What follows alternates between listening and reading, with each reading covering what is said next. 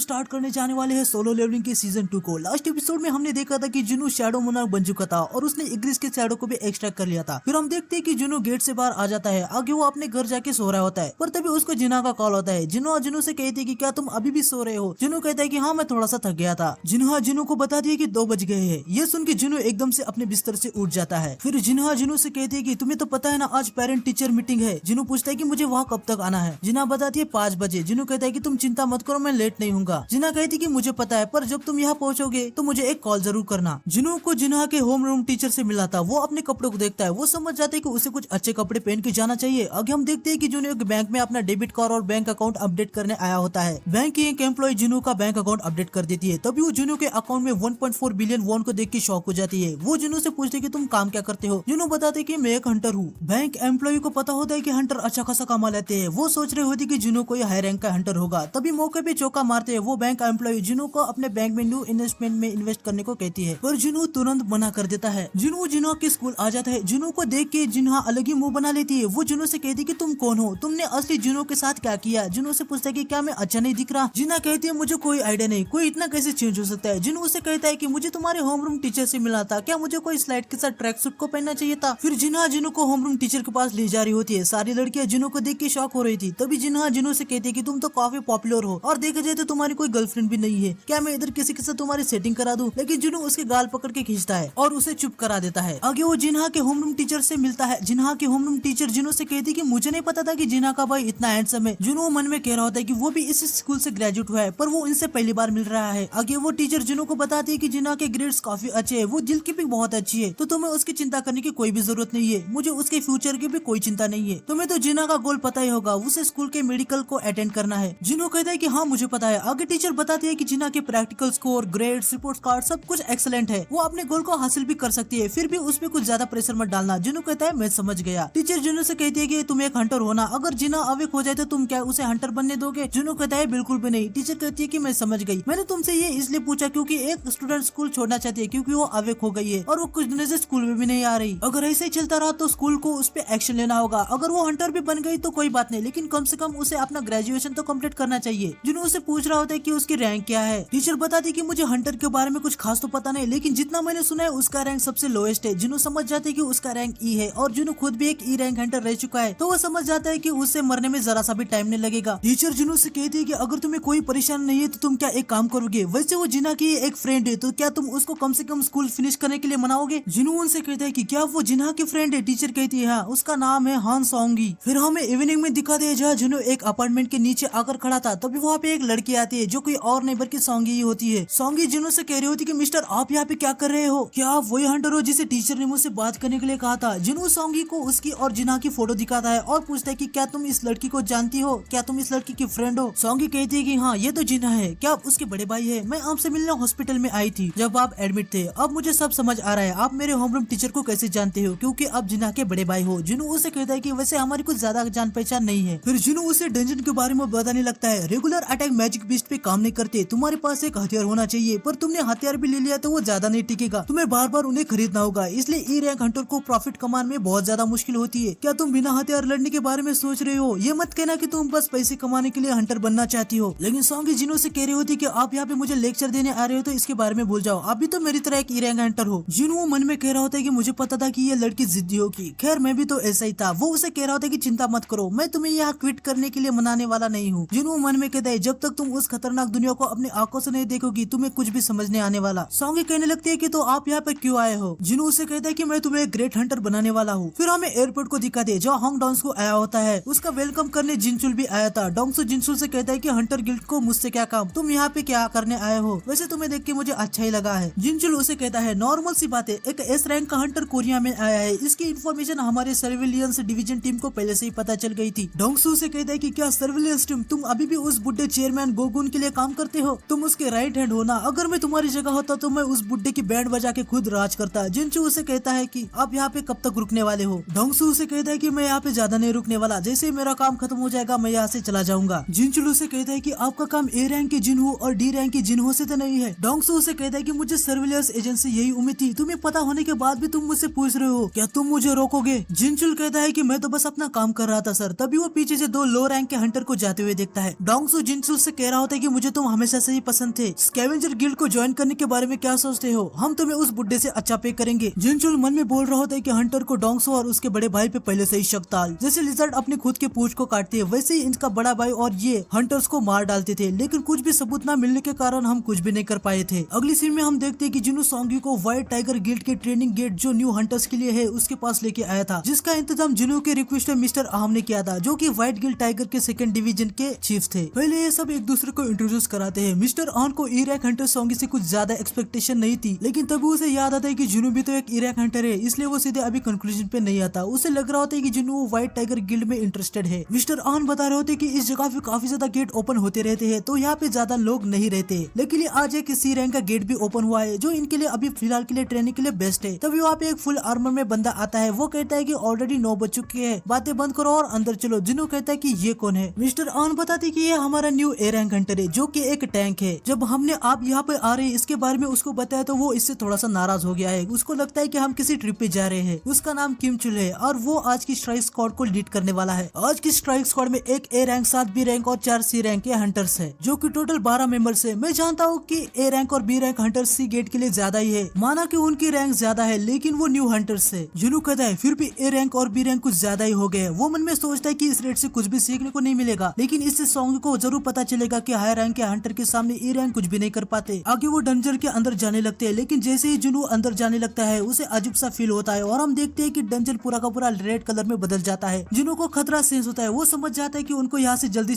निकलना होगा। वो बाहर आने की कोशिश करता है पर नहीं आ पाता। वो जाते समय मिस्टर आन से कहता है कि मेन स्ट्राइक को जल्द से जल्द कांटेक्ट करे। आन भी समझ जाते हैं कि अभी मेन स्ट्राइक को कॉल करने से कुछ नहीं होने वाला, इसलिए वो सीधा वाइल्ड गिल्ड के मास्टर को ही कॉल लगा देते हैं। मिस्टर आन मास्टर से कहते हैं कि एक सी रैंक का गेट अचानक से रेड गेट में बदल गया। ये सुनने के बाद व्हाइट टाइगर गिल्ड का मास्टर एस रैंक का हंटर बेक वहाँ खुद आ रहे होते हैं। आगे हमें एक बार फिर डोंगसो और जिनचुल को दिखाते हैं। डोंगसो जिनचुल से पूछता है कि मेरे भाई के अंतिम संस्कार का क्या हुआ। जिनचुल बताता है कि दुर्भाग्य से उसकी बॉडी ही नहीं मिली, क्या आप उसकी कब्र से मिलना चाहते हैं? डोंगसो कहता है कि नहीं, जो मर चुका है मुझे उसमें कोई भी इंटरेस्ट नहीं है, मैं जो बाकी कचरा बचा हुआ है उसमें इंटरेस्टेड हूँ। जिनचुल पूछता है कि तो मैं आपको कहाँ पे छोड़ू? डोंगसो कहता है और कहा, डंजन के पास। मुझे उन बेवकूफों को ढूंढना है, अगर वो हंटर है तो वही मिलेंगे। जिनचुल कहता है कि कोरिया में तो काफी तरह के गेट्स है, तो आप उनको कैसे ढूंढोगे? डोंगसो अपने मोबाइल में देखता है और उसे पता चल जाता है कि ई रैंक का हंटर जुनू अभी अभी किसी डंजन में गया है। डोंगसो जिनचुल से कहता है कि डंजन के रूल्स बाहर की सोसाइटी से अलग है। तुम समझ गए ना मैं क्या कहने की कोशिश कर रहा हूँ? अगर मैं उसे डंजन के अंदर दफनाऊं या नहीं ये मेरी चॉइस होगी, तुम बस अपने काम पे ध्यान दो। जिनचुल कहता है कि मैं समझ गया सर। हमें जुनू और बाकी हंटर्स को दिखा दे जो अलग ही डायमेंशन में आ जाते हैं, जिधर हर तरफ बर्फ थी। उनको कुछ समझ नहीं आ रहा होता है कि वो लोग कहाँ पर आए हैं और गेट भी गायब हो जाता है। जुनू को फिलहाल यहाँ पे कोई गड़बड़ तो महसूस नहीं होती। सोंगी जुनू से पूछ रही होती कि कुछ तो गलत हुआ है ना, तभी उस पे कोई बर्फ के तीर से हमला कर देता है। जुनू उसे बहुत ही आसानी से पकड़ लेता है और उसे तोड़ देता है, लेकिन दूसरे एक मेंबर के सिर पे वो बर्फ का तीर लग जाता है और इनको पता चल जाता है कि इन पे आइस एल्फ्स ने हमला किया है। जुनू उनकी प्रेजेंस को सेंस नहीं कर पाया था क्योंकि वो काफी दूर थे। जिनका भी ऐसे वाले मॉन्स्टर से पहली बार पाला पड़ा है वो उन्हें आइस एल्फ्स कहते हैं, पर एक्चुअली जो हंटर इससे पहले से लड़ चुके हैं वो इन्हें आइस लेयर कहते हैं। ये चुपके से अपने दुश्मनों पर वार करते हैं। फिर हमें बेक यूनू को दिखाते हैं जो डंजन के अंदर जाने की कोशिश करता है, पर वो गेट बंद हो चुका था। वो आन से पूछ रहा था कि ये तो सी रैंक का गेट होना चाहिए था। आन कहता कि हाँ सर ये सी रैंक का ही गेट था। बेक कहता है कि क्या तुमने एसोसिएशन से कंफर्म नहीं किया था? आन कहता है कि हाँ किया था सर, वो भी बार बार सी रैंक ही कह रहे थे। फिर हमें पता चलता है कि जो रेड कलर के गेट हो रहे हैं वो सिर्फ हाई रैंक के डंजन में ही देखे जाते हैं। बेक को यकीन होता है कि ये गेट कम से कम बी या उससे ज्यादा रैंक का है। आन कहता है कि हम इसे फिर से मानामीटर से मेजर करें। बेक कहता है कि गेट पहले से ही रेड हो गया है, अब इसे मानामीटर की वेव एमिट नहीं करेगा, तो इसे मेजर करना इम्पॉसिबल है। इसकी वजह से हमारे पास अब कोई रास्ता नहीं कि हम कैसे पता करें कि ये गेट किस रैंक का है। मुझे बताओ कि गेट के अंदर कितने हंटर गए हैं और उनकी रैंक क्या है? आन बताता है सारे मिला के 12 हंटर है, जिनमें से एक ए रैंक का हंटर है जिसका नाम चुल है और वो लीडर है। बाकी उसके साथ 7 बी रैंक हंटर है। बेक मन में सोच रहा होता है कि ये गेट पक्का बी या ए रैंक का ही होगा। अगर ये एस रैंक का होता तो पूरे देश को इमरजेंसी सिचुएशन में डाल देता। आगे वो सभी को बताता कि अगर ये गेट बी रैंक का होगा तो कम से कम 3 या उससे ज्यादा ए रैंक हंटर चाहिए। अगर गेट ए रैंक का होगा तो 1 या उससे ज्यादा एस रैंक हंटर या फिर 10 ए रैंक हंटर होने चाहिए। इसका मतलब ये कि अगर ये गेट ए या फिर उससे ज्यादा रैंक का होगा तो उनके बचने के कोई चांस नहीं है। किस्मत अच्छी हुई तो ए और बी रैंक के कुछ हंटर बच सकते हैं। तभी आन कहता है कि एक और पल्सर गेट के अंदर गया है जिसपे मेरी कुछ दिनों से नजर है। बेक कहता है कि क्या एक हंटर जिसपे तुम नजर रखे हो, कौन है वो, उसकी रैंक क्या है, ए या बी? लेकिन आन अपनी मुंडी हिला के नहीं कहता है। बेक खुशी से कहता है क्या तुम कहना चाहते हो वो एक एस रैंक का हंटर है जो हमारे न्यू हंटर के साथ गया है? आन बेक से कहता है कि नहीं सर वो एक ई रैंक का हंटर है। फिर हमें डंजन के अंदर का सीन दिखाते हैं जहाँ जिनू समझ जाता है कि वो जो एल्फ स्लेयर है ना वो पहले कम मॉन्स्टर हंटर पे वार कर रहे हैं। जुनू मन में कह रहा होता है कि अगर वो यहाँ पे 2 महीने पहले आता तो इनके जो तीर है ना वो उसको लग सकते थे। आगे वो कह रहा होता है कि तुमको तो मैं अपने हाथों से ही मारूंगा। तभी किमचुल कहता है कि तुम लोग में से शायद किसी ने अब तक नोटिस नहीं किया होगा, पर फिलहाल हम एक रेड गेट के अंदर है। इसका मतलब है कि कोई भी इस डंजन के अंदर नहीं आ सकता। ये गेट तभी ओपन होगा जब हम सारे मर जाए या फिर डंजन ब्रेक हो जाए। सॉन्गी जुनू से पूछ रही होती कि मिस्टर ये रेड गेट क्या होता है। जुनू बताता है कि ये एक स्पेशल गेट है जो दूसरे डायमेंशन से कनेक्ट है। जैसे कोई इसके अंदर अपना पैर रखता है उसका बाहर वाली दुनिया से कनेक्शन कट हो जाता है। इससे भाग नहीं सकते जब तक डंजन के बॉस को हरा ना दे या फिर डंजन ब्रेक ना हो जाए। दूसरे शब्दों में मैं कहूँ तो यहाँ पे हम सब अब फंस चुके हैं। तो आज के एपिसोड में इतना ही। नेक्स्ट एपिसोड कल आएगा तो चैनल को सब्सक्राइब कर देना और देखने के लिए thank you so much. Sayonara.